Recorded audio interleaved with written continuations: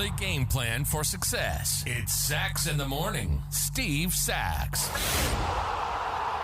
Hi, Steve Sachs here with Sachs in the Morning. And this week we're talking about physical disabilities, how people have been able to overcome those things. Of course, they're doing it through the lens of baseball because that's what we love. And so we're talking about a few things this week. The guy that we're going to feature today is probably the most famous 1 year or half a year player I think that people will ever remember. And a long time ago, there's a guy that played, his name was Pete Gray. Pete Gray had one arm. Can you believe this? When he was 6 years old, he fell off the running board of a truck he had hopped on and got his right arm caught up in the spokes of the wheel. His arm was so mangled that it had to be amputated, and despite the lost limb, he fell in love with baseball. He practiced for hours, first with a stick and rocks to learn to hit, and then later on with a bat and glove. He spent many hours practicing how to transfer the ball from his glove to his hand, and he came up with great methods on how to do it. And what he said was he'd catch the ball in his glove and stick the glove under the stub of his right arm.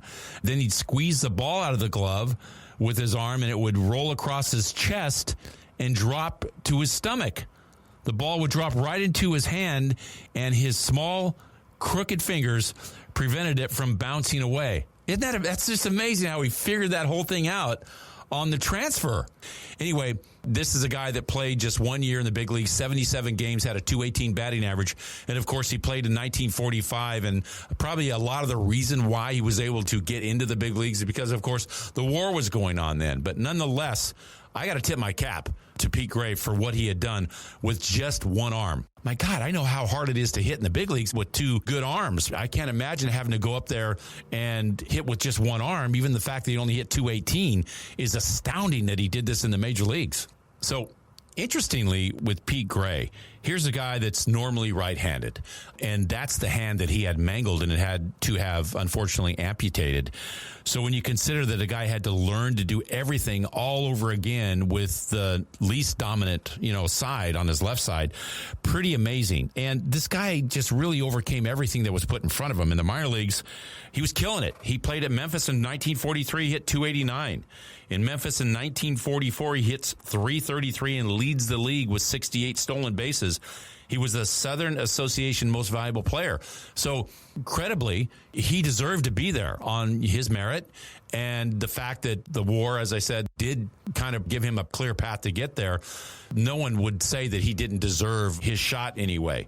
So, really, when you think and consider all the things that this guy had to go through, one thing he didn't lose was the size of his heart. I think that made a big difference on how he was able to excel. So, when we kind of look at our own situations, how are we doing when we're faced with competition, when things are tough, when you think things are down for you? Kind of think about Pete Gray. And that's my short for today. If you like what you heard, give us a positive review, subscribe, and share. Also, don't forget to go to our website at sachsinthemorning.com if you want to get into the swag store.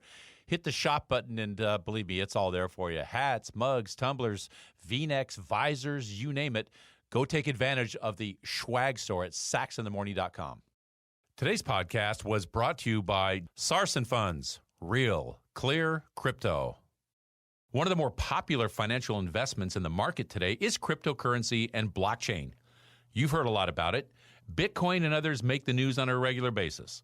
But it's a new currency and a new process that many of us don't really know or understand, and that's where Sarson Funds come in. They build your confidence with knowledge of the investment. They're a leading educator for financial advisors and consumers. I know. I personally have investments with Sarson. They have a passion for cryptocurrency with a team that boasts a wealth of knowledge in the industry. More importantly, they have the resources to help us, you and me, learn about this new and exciting investment opportunity, like Cryptocurrency 101. It's yours by simply visiting the website and clicking on Education and Marketing. If you want to learn more, if you're looking to get a high-level Wall Street grade understanding of cryptocurrency and blockchain, visit sarsonfunds.com.